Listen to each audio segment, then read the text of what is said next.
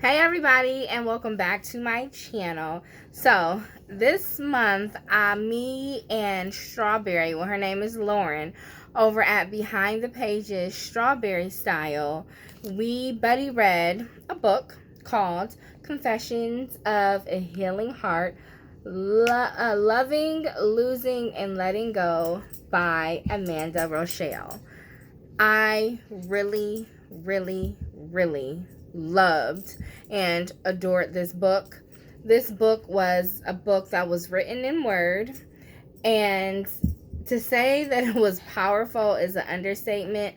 This book literally spoke to my soul, and it was amazing. It was amazing on all levels. And I'm sorry if you hear heavy breathing in the background. That is my dog. She's playing with her ball and now she's growling. So my apologies up front. But anyways, this book was very well written. It was good. And I'm just going to read you a little bit of the beginning of the book where she has it labeled a note to the reader. Can you please get off of me? I'm going to read what she wrote that had me connected to this book. So in the beginning, she wrote, I'm telling you this part.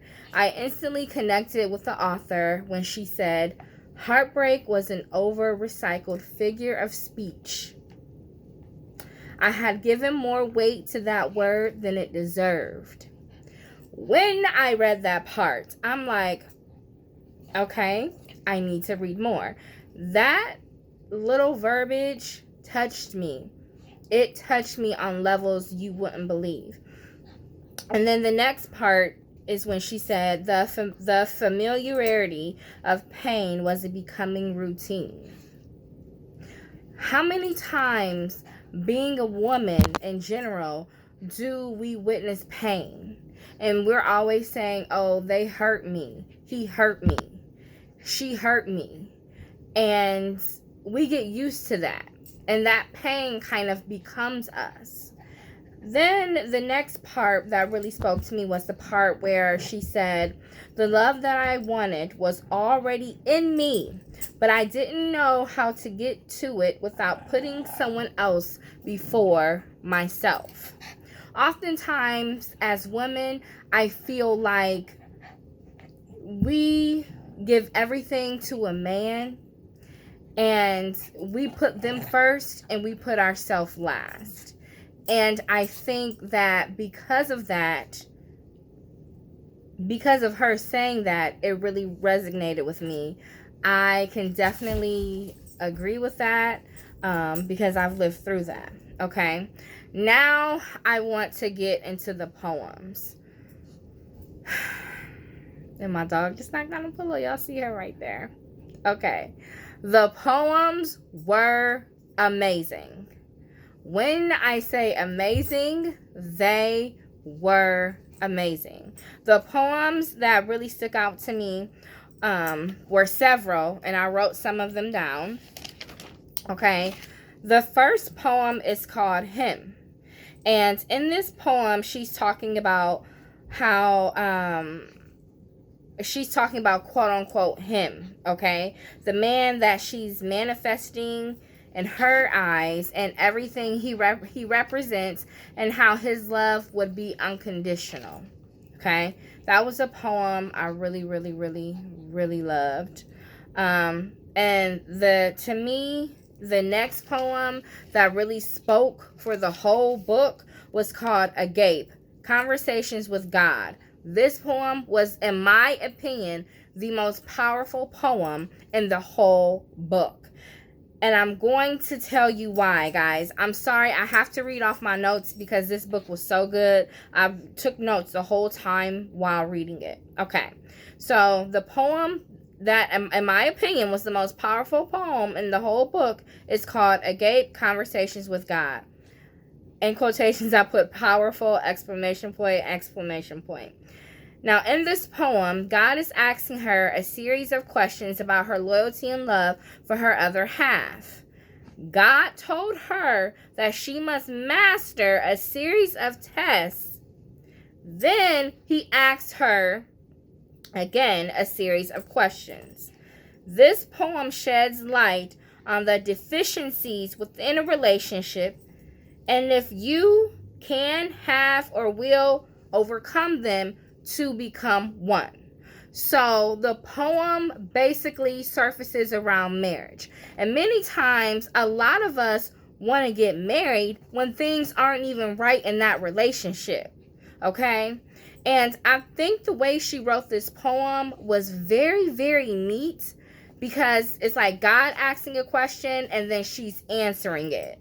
But the way she has God asking them and the questions that God is asking in the poem, very creative, very powerful, very creative. And as a woman in a relationship, this book has my views on a completely different page now. So this poem was very, very powerful. And then the next poem that really touched me was called this Decibels and or Decibels, I'm sorry, Decibels. This poem describes how a man can break a woman down with words and how they can constantly be negative within a relationship. Okay, I really, really respected the transparency in her writing. I respected the honesty. I honestly feel as though she took her real life experiences and put them into this book. And I can tell tears were shed by writing this book. She bared a lot of emotions. And guys, as you can see, I annotated a lot. This book was amazing. In the comments down below, or in the description down below, I will link where to purchase this book from. I purchased it off Amazon, and this book was only $5 and like maybe 38 cents. It was a cheap buy, but a very powerful book, and the shipping was super fast. I think I got it in a few days.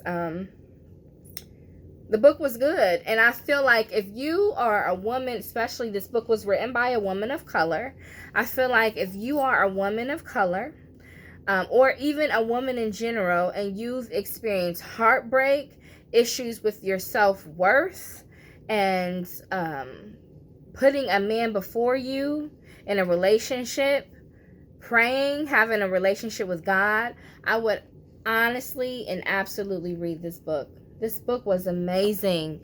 It was amazing.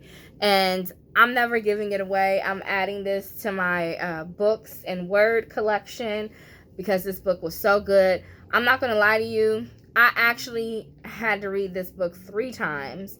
I reread it 3 times, guys. That's how powerful it was. And every single time I reread it, I learned a different message than when I've previously read it. That's how good this book is. And also my boyfriend, I was telling him that me and him need to read the Agate Conversations with God, that me and him need to read that poem together because this poem is amazing. That poem is amazing. And I also wrote some other notes about other poems that I felt like was amazing in the book.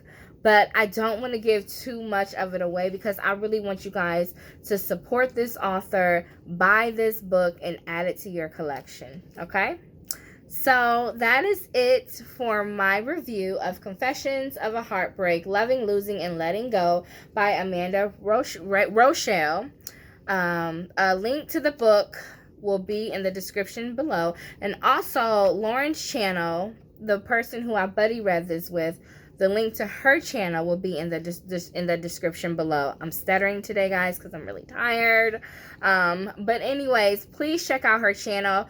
If you don't know her, she reviews a lot of African-American fiction and nonfiction books on her channel. But mostly fiction. But I really love her channel. I love her personality. Her reviews are very, very thorough.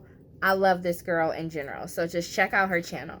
All right, guys. So that is enough for today. I hope everybody is staying safe.